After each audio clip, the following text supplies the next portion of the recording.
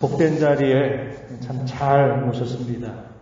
1년 전 시간 우리는 이 자리에 모였었습니다. 그리고 2019년 이 자리에서 시작을 했어요. 그리고 어느덧 1년이라고 하는 시간을 보내고 또다시 2019년의 마지막 시간 이 자리에 우리 함께 모였습니다. 1년 동안 우리는 많은 시간을 주님 앞에 서 있지 못했습니다. 무슨 일로 그렇게 바빴는지, 무엇 때문에 그렇게 많이 염려하고 불평했었는지, 무슨 일로 그렇게 많이 아파했었는지, 무슨 일로 예배를 그렇게 멀리 하기도 했고 말씀과 기도 생활을 게을리 했었는지 모르겠습니다. 많이 방황하기도 했습니다. 그러므로서 우리가 사랑하는 주님의 마음을 참 많이 아프게 하기도 했고 그분의 뜻을 거역하기도 했습니다. 또한 그분에게서 등을 돌리기도 했었습니다. 그런 많은 아쉬움, 그런 많은 안타까움이 우리에게 남아 있습니다. 이 시간 그런 모습으로 우리가 주 앞에 나왔지만 그런 많은 아쉬움, 안타까움을 이제 뒤로 하고 우린 또다시 주님 앞에 모여서 다시 유종의 밀을 거두고 또 새롭게 시작할 수 있게 된 것입니다. 그래서 감사하고 참 기쁩니다. 우리가 한 해의 마지막 시간, 또 새해의 첫 시간, 주님 앞에 이렇게 모여 있는데 이 시간 예배하는 여러분들 모두에게 주님께서 크신 은혜와 복을 더해 주시기를 간절히 바랍니다. 먼저 우리가 읽은 본 시편 66편에 대한 간단한 소개를 좀 나누고 오늘 새해 첫 말씀을 함께 여러분들과 나누기를 바랍니다. 우리가 읽은 시편 66편은 누가 기록했는지 작자 미상으로 되어 있습니다. 성경학자들은 이스라엘과 유다 나라를 함께 다스렸던 다윗이 기록하지 않았을까? 또 어떤 이들은 아사 왕이나 여호사밧 왕 그리고 히스기야 왕 중에 한 사람이 아니겠느냐 이렇게 추측을 하기도 합니다. 이 왕들은 유다의 왕들이었죠. 유다의 왕들 가운데 하나님을 경외하고 잘 섬겼던 왕들에 해당이 됩니다. 그들 가운데 한 사람이 아마 기록했을 것이다. 이렇게 추정을 합니다. 우리가 읽어간 이 시편의 내용을 보면 떠올려주는 사건이 있어요. 옛날 이스라엘 백성들이 홍해를 건너게 된 사건. 40여 년이라고 하는 시간이 흘러가고 난 다음에 그들이 요단강을 건너게 된 사건, 그리고 요단강을 건너서 당시에 가나안에 강력한 칠족들이 있었던 그 족속들을 정벌했던 그 사건을 떠올려 줍니다. 그런 사건들을 통해서 하나님께서 구원해 주신 그 사건을 체험했던 것을 바탕으로 해서 온 땅의 사람들, 온 세상 사람들을 초대해서 그 구원의 하나님을 함께 찬양하기를 촉구하고 있다는 겁니다. 이것이 본 시편 66편이 우리에게 보여주고 있는 대략적인 내용입니다. 오늘 우리가 읽은 이 본문 8절부터 15절에서는 하나님께서 어려운 상황에 두신 것을 자신들을 구원의 역사를 체험하고 연단하시기 위한 섭리였다라는 고백을 하고 있습니다. 그러면서 자신들을 마침내 풍부한 곳에 인도하신 하나님을 찬양하고 그분께 감사와 헌신을 다짐하고 있습니다. 이 내용들을 아마 여러분들이 좀 더 자세하게 보신다면 약간 특징이 있습니다. 8절에서부터요 12절까지의 내용에서는 우리라고 하는 말을 계속적으로 사용합니다. 만민들아 우리 하나님을 송축하며 그의 찬양 소리를 들리게 하라. 그는 우리 영혼을 살려두신다. 우리의 실족함을 허락지 아니하신다. 그래서 12절까지 내용을 쭉 보면 표현할 때 우리 이렇게 표현을 하고 있습니다. 그러다가 13절에서부터 마지막 절까지에 쭉 가서 보면은 우리라고 하는 말을 쓰지 않고 나라고 하는 표현으로 바뀌고 있다는 겁니다. 우리 이렇게 말하다가 내가 이렇게 표현으로 바뀌고 있다는 거예요. 개인적인 헌신, 개인적인 결단 이것이 표현되고 있다는 것입니다. 전반부에서는 우리라고 하는 공동체, 신앙의 공동체를 떠올려주고 후반부에 가게 되면 나라고 하는 개인으로 표현이 되고 있다고 하는 겁니다. 11절 하반절 말씀에 보면은 시인은 우리를 끌어내사 풍부한 곳에 들이셨다라고 이렇게 고백합니다.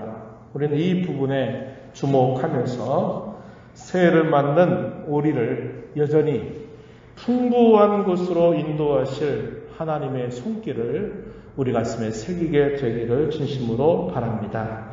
먼저 생각할 첫 번째 주제는 구원의 은혜를 받은 성도들이라고 하는 주제입니다. 우리가 성도라고 말할 때 이 성도를 다르게 뭐라고 말하느냐? 구원을 받은 사람이다. 그런 사람을 성도라고 부릅니다.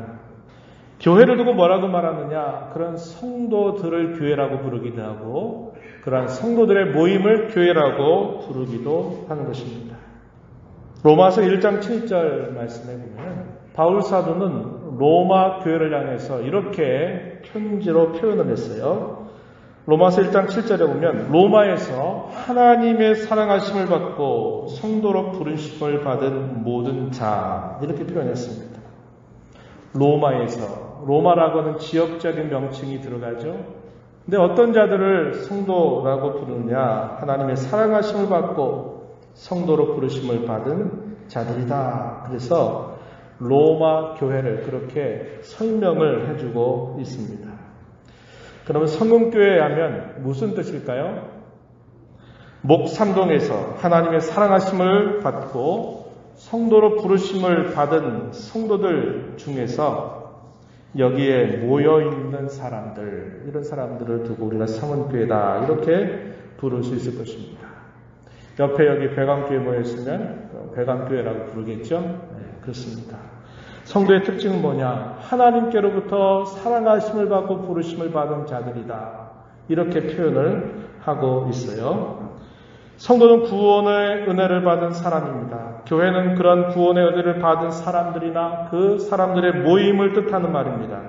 주님께서 구원의 은혜를 받은 사람들에게 바라시고 기대한 것 그게 뭘까요? 다시 말하면 하나님께서 왜 구원의 은혜를 그들에게 베풀어 주셨을까요? 라고 말할 때 한마디로 이렇게 답변할 수 있을 겁니다.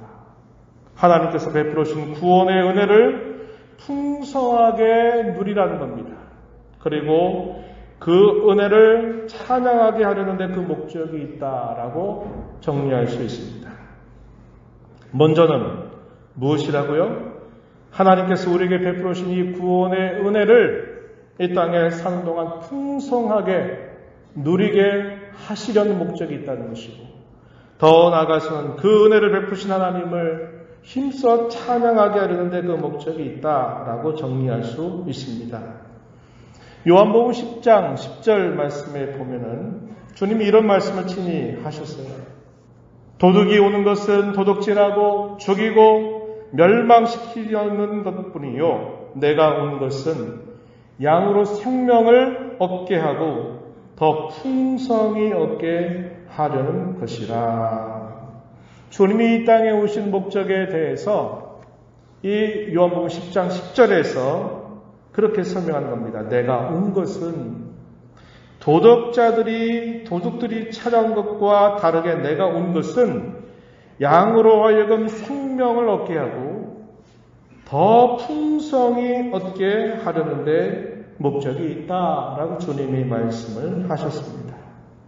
구원의 은혜의 풍성함을 누리게 하시려고 하는 목적을 가지고 주님이 이 땅에 오셨다라고 우리에게 설명해 주고 있습니다.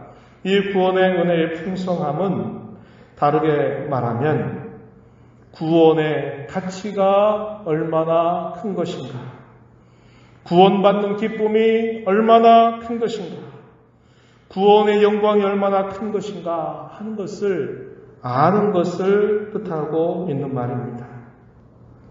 에베소 1장 6절 말씀해 보면 하나님께서 이 세상을 만드시기 전에 하나님이 예수 그리스도 안에서 택하신 목적에 대해서 그 궁극적인 목적이 무엇인가 라고 말할 때 이렇게 설명해 줍니다. 에베소 1장 6절에 이는 그가 사랑하시는 자 안에서 우리에게 거저 주시는 바 그의 은혜의 영광을 찬송하게 하려는 것이라. 다르게 말하면 우리를 구원하신 궁극적인 목적이 뭐냐? 그것은 하나님께서 우리에게 값없이 베풀어 주신 그분의 구원이 얼마나 영광스러운 것인가를 찬송하게 하려는 데 있다라고 우리에게 알려주고 있습니다. 그래서 다시 한번 정리하면 하나님이 저와 여러분에게 구원의 은혜를 베푸신 그 목적은 하나는 우리로 하여금 그 구원의 풍성함을 누리게 하려는 데 있고, 궁극적으로는 그 구원을 베풀어 주신 하나님을 높이 찬양하게 하시려는데 우리를 구원하신 목적이 있다라고 정리할 수 있다는 겁니다. 그런데 문제는 뭡니까? 우리가 이 땅에 살면서 이 구원의 풍부함을 우리가 얼마나 알고 얼마나 누리고 살아가고 있느냐라는 질문을 던진다면 누구든지 저는 이 구원의 풍성함을 저는 날마다 누리고 있습니다. 저는 날마다 이것을 경험하고 있습니다라고 말하는 사람이 매우 드물다라고 하는 거예요. 구원의 풍부함이 도대체 뭘 말하는지를 우리가 온전히 알지도 못하고 누리지도 못하며 살아갈 때가 너무나 많다라고 하는 것입니다. 여러분 어떠십니까? 제가 여러분에게 한번 여러분의 얼굴을 보면서 성도님, 당신은 구원의 이 풍성함을 얼마나 누리고 있습니까? 얼마나 이것을 경험하고 있습니까? 라고 묻는다면 목사님, 저는 매일매일 그렇게 기쁘고 즐겁게 잘 살고 있습니다. 너무 이 구원의 풍성함을 누리고 있어요. 너무 좋아요. 라고 답변할 사람이 많지 않을 것 같아요.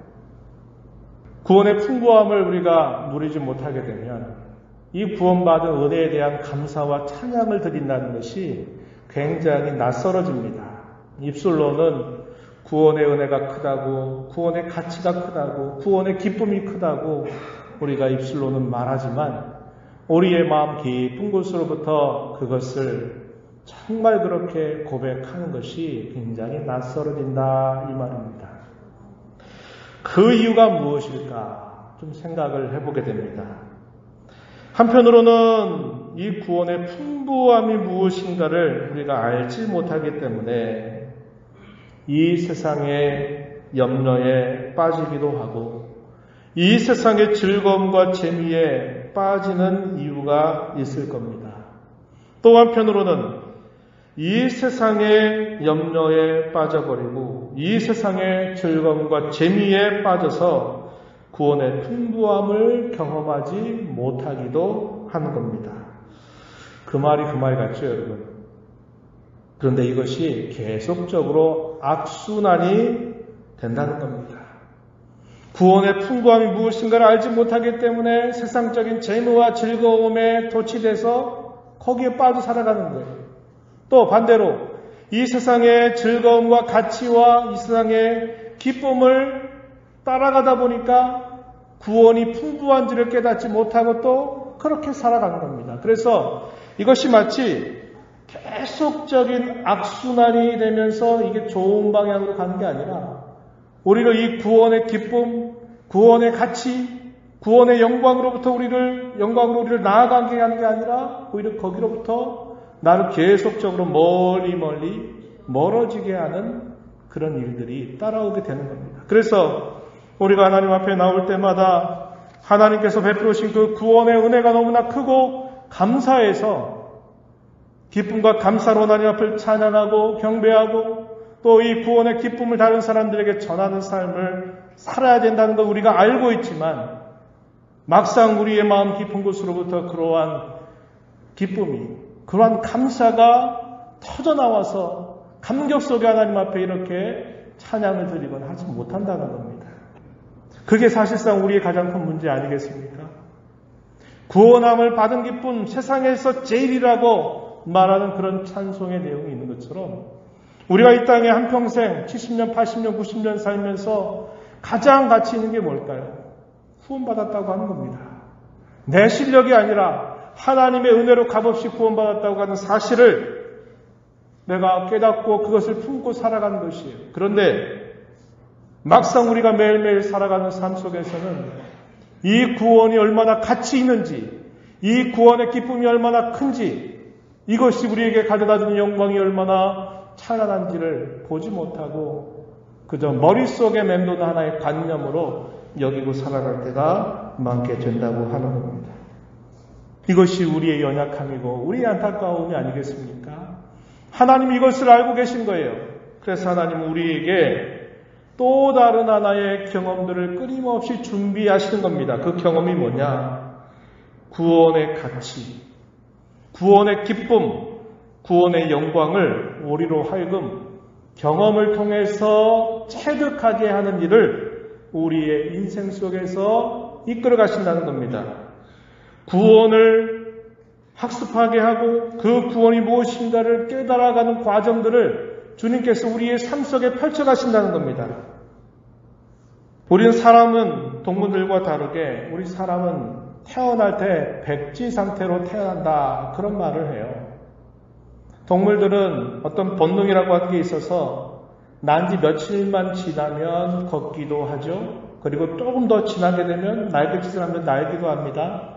그래서 얼마 되지 않으면 자기 살아갈 일들을 스스로 배워가는 일들이 프로그램화되어 있어요. 디자인이 되어 있다 이 말입니다. 그런데 우리 사람은 어떻습니까? 사람 노릇하고 하도록 하려고 하면은 참 많은 기다림이 필요하고 참 많은 교육이 필요하고 학습이 필요하다는 거예요. 사람은 백지 상태로 태어나기 때문에 그러하다는 겁니다. 그래서 한 20년 정도 지나면 조금 철이 들어가는 듯 안 들어가는 듯, 결혼해서 한 30년 또 자녀 낳고 자라다 보면 그때 인생이라는 게 이런 거구나 하면서 조금 인생이 뭔가를 배워가는 정도. 이렇게 사람은 오랜 학습을 통해서 사람답게 살아가는 법을 배우고 있는 특징이 있어요. 이와 마찬가지로 우리가 하나님 앞에 구원받은 것을 배워가는 것도 이런 학습의 과정이 반드시 필요해요. 왜? 우리가 알고는 있는데 우리의 마음속에는 그게 느껴지지가 않아요. 손에 안 잡힙니다. 구원이 귀하다는 건 머릿속으로 알고 있지만 그것이 왜 귀한지, 그것이 왜 이 생각과 바꿀 수 없는 것인지를 우리는 늘 잊고 살아가고 있다는 거예요. 그래서 하나님은 그것을 우리의 인생이라고 하는 학습의 과정들을 통해서 이것을 우리에게 끊임없이 되뇌이게 하고 배우게 하고 경험하게 하는 일들을 이끌어 가신다고 하는 겁니다. 그래서 마치 상황적으로는 내가 구원받기 이전의 어떤 모습들을 하나님 우리에게 경험하게 하시는 거예요. 이걸 예를 들어보면 이런 것들을 말할 수 있을 겁니다. 우리가 믿고 사는데 우리 삶 속에 어려움을 만나요. 내가 성도라고 하는 존귀한 신분을 가지고 있는데 내가 고통을 느끼게 돼요. 내가 아파하는 겁니다. 우리의 생각에는 구원받으면 하나님의 자녀가 되고 성도가 되면 이런 고통이든 아픔이든 이런 어려움들이 없어야 될 것인데 이러한 일들이 우리가 믿고 살아가는 우리의 삶 속에 어려움을 만나게 되고요. 고통과 아픔을 겪기도 한다는 겁니다. 왜 그럴까요? 우리로 하여금 하나님께서 이 구원하신다고 하는 이 사실이 무엇인가를 우리에게 몸으로 경험해서 알게 하시려고 하시는 학습의 의도가 있다는 거예요. 오늘 우리가 읽은 시편 66편 11절과 12절 상반절 보면은 그런 말씀을 우리가 함께 생각해 볼 수 있습니다. 한번 본문 말씀을 한번 보시죠. 11절, 12절 상반절에 보면 이렇게 표현합니다. 우리를 끌어 그물에 걸리게 하시며 어려운 짐을 우리 허리에 메어 두셨으며 사람들이 우리 머리를 타고 가게 하셨나이다. 우리가 불과 물을 통과하였더니 이렇게 고백하죠. 우리 아까 표현했어요. 이 시인은 의도적으로 우리라고 하는 표현들을 사용하는데 누가 이렇게 했다고 이야기하는 겁니까? 하나님께서 이렇게 하셨다고 지금 고백하고 있는 거예요. 하나님이 우리를 끌어서 그물에 걸리게 하셨다. 하나님께서 어려운 짐을 우리 허리에 메어 두셨다. 하나님께서 사람들로 하여금 그들이 우리 머리를 타고 가게 하셨다. 이렇게 고백을 하고 있다는 겁니다. 사실 이러한 것들은 구원받는 사실과 가까운 것이 아니라 거리가 먼 것들이에요. 그죠? 구원받았다면 이런 일들이 없어야 될 텐데, 구원받았다면 이런 것들로부터 자유로워야 되지 않겠느냐, 우리 이런 생각하는데, 하나님은 자기 백성들로 하여금 어떻게 보면 구원받은 사실과 너무나 동떨어져 있고 오히려 반대되는 그런 현실들을 하나님이 만나게 하신다는 거예요. 그래서 마치 구원받지 않은 자처럼 마치 떨어져 있는 것을 경험하도록 하나님이 이끌어 가신다는 겁니다. 구원받았다면 이런 상황이 없어야 할 텐데 왜 그런 일이 닥치는 거야? 라고 우리가 불평하고 싶어지는 상황이 펼쳐진다는 거예요. 우리가 읽지 않았습니다만 66편 6절과 7절 말씀 한번 보시기 바랍니다. 여기서 이렇게 표현했어요. 하나님이 바다를 변화의 육지가 되게 하셨으므로 무리가 걸어서 강을 건너고 우리가 거기서 주로 말미암아 기뻐하였도다. 7절에 그가 그의 능력으로 영원히 다스리시며 그의 눈으로 나라들을 살피시나니 거역하는 자들은 교만하지 말지어다. 우리가 여기서 주목하고 있는 표현이 있는데요. 그 뭐냐면 바다라는 표현입니다. 바다. 그리고 강이라고 하는 표현이고요. 나라들이라고 하는 표현입니다. 이스라엘 백성들은 애굽에서 나와서 가나안 땅으로 들어가는 과정에서 홍해라고 하는 바다를 만나게 되죠. 40년이 지나고 난 다음에 그들이 또 강을 건너게 되는데 요단강을 만나게 됩니다.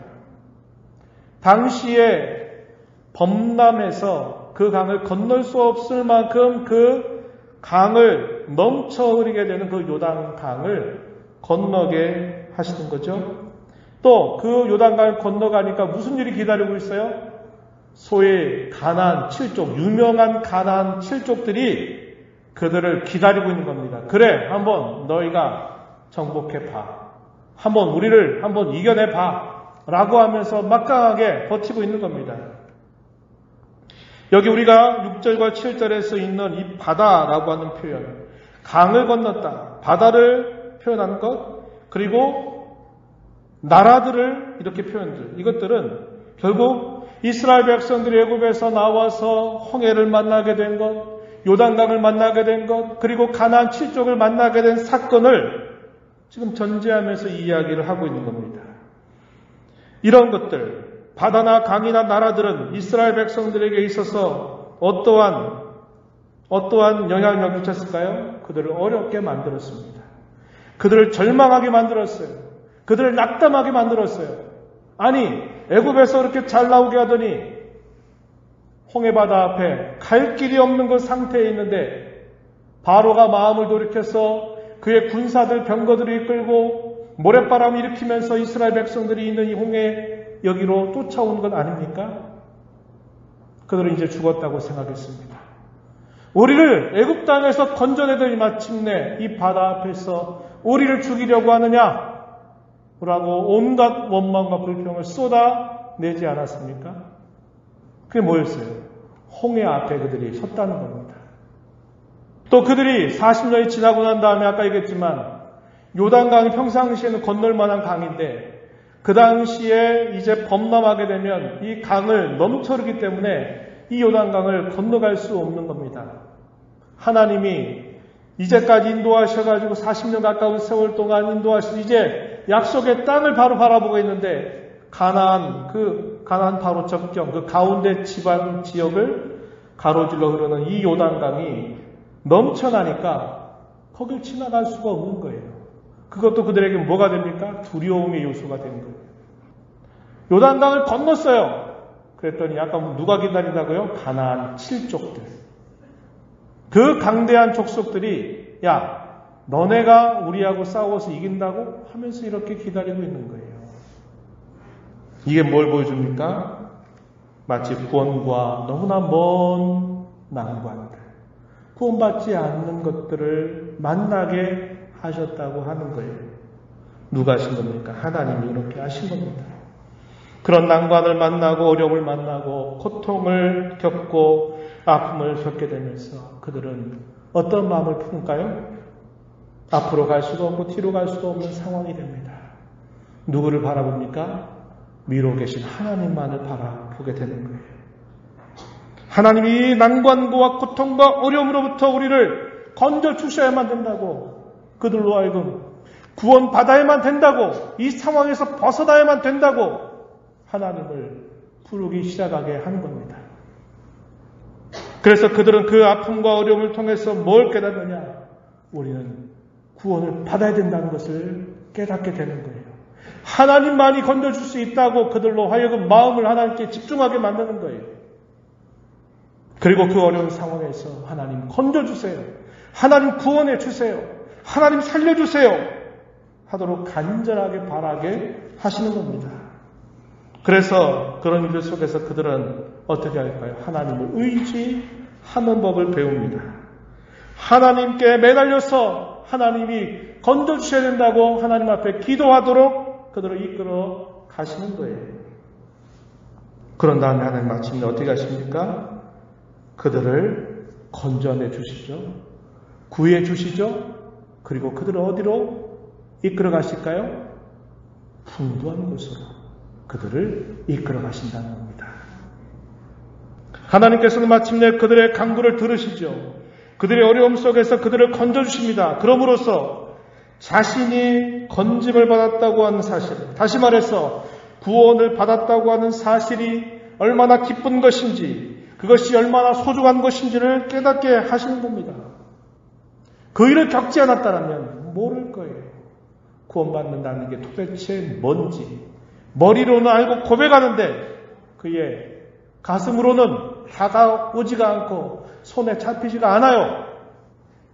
그런데 하나님이 그게 뭔가를 가르치시고 그것이 왜 중요한지, 왜 우리는 구원을 받아야만 되는지, 구원받는 것이 왜 이 세상의 그 어떤 것보다도 귀하고 값진 것인지를 난관과 어려움과 고통을 만나게 하신 일들을 통해서 우리를 깨닫게 하시는 거예요.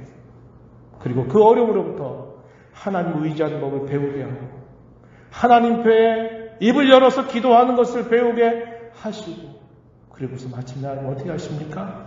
그들을 건져 주시는 거예요. 하나님이 장난치시는 겁니까? 하나님은 할 일 없어서 우리를 왜 어려움에다가 담궈놨다가 우리를 왜 끄집어내는 일들을 하시느냐? 우리 하나님 장난치는 거로 볼 수 있겠습니까? 아니에요. 우리로 하여금 깨닫게 하시고 우리로 하여금 이 구원이 얼마나 귀하고 가치 있는가를 학습하게 하시려고, 우리는 구원을 필요로 하는 자라는 것을 알게 하시려고, 구원받는 것이 얼마나 크고 값지고 위대하고 기쁜 것인지를 우리에게 맛보게 하시려고 우리를 하나님께서 당금질하시는 것이다 라고 가르쳐 주는 겁니다. 이런 구원을 경험한 사람들은 이렇게 고백합니다. 9절과 10절 말씀 한번 보시죠. 이렇게 말합니다. 그는 우리 영혼을 살려두시고 우리의 실족함을 허락하지 아니하시는 주시로다.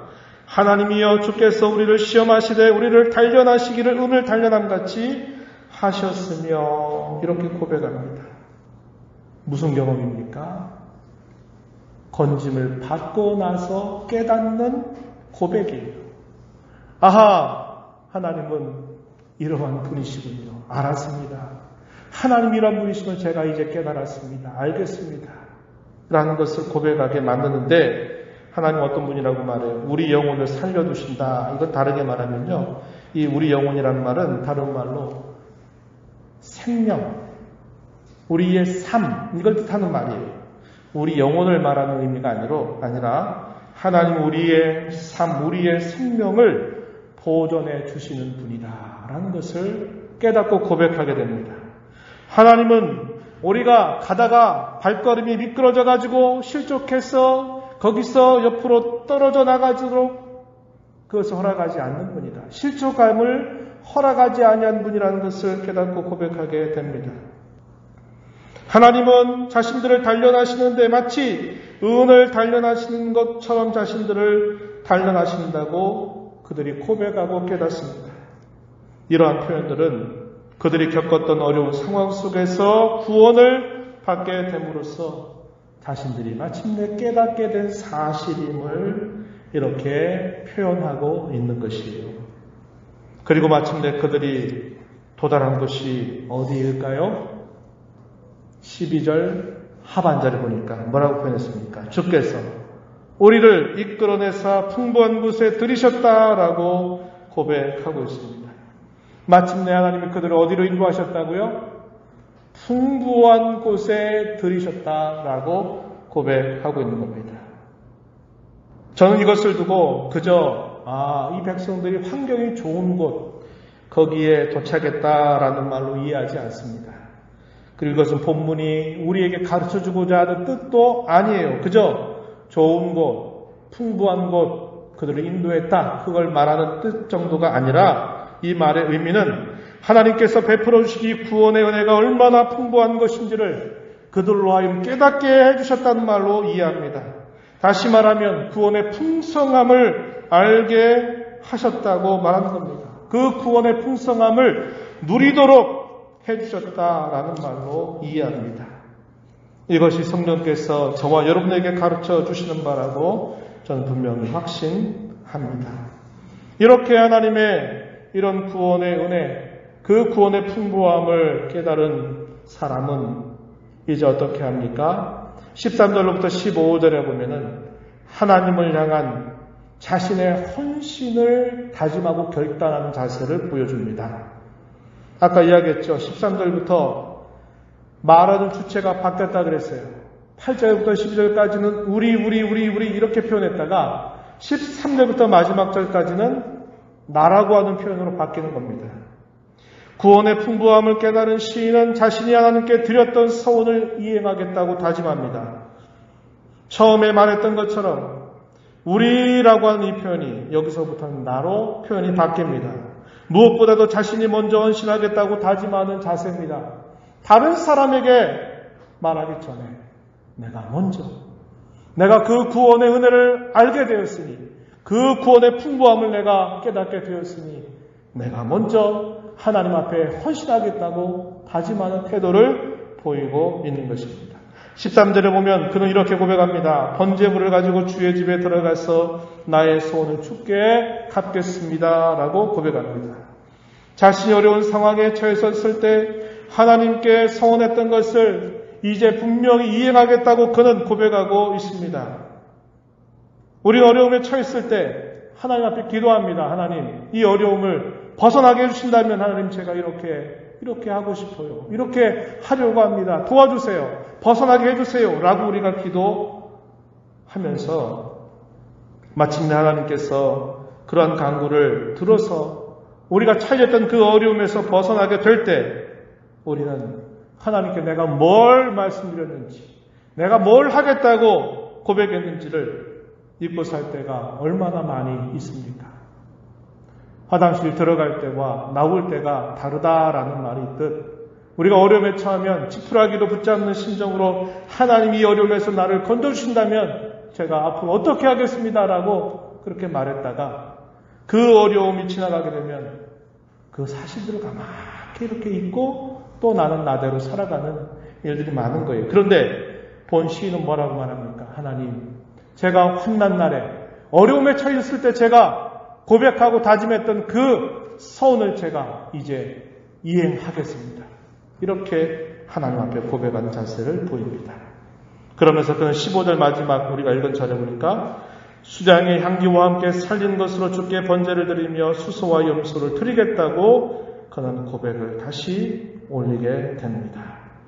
그는 자신이 먼저 하나님 앞에 헌신하겠다는 다짐한 마음을 갖고 자원하는 마음, 즐거운 마음으로 서원의 제사를 하나님께 먼저 드리겠다고 그는 고백하고 있다고 하는 겁니다.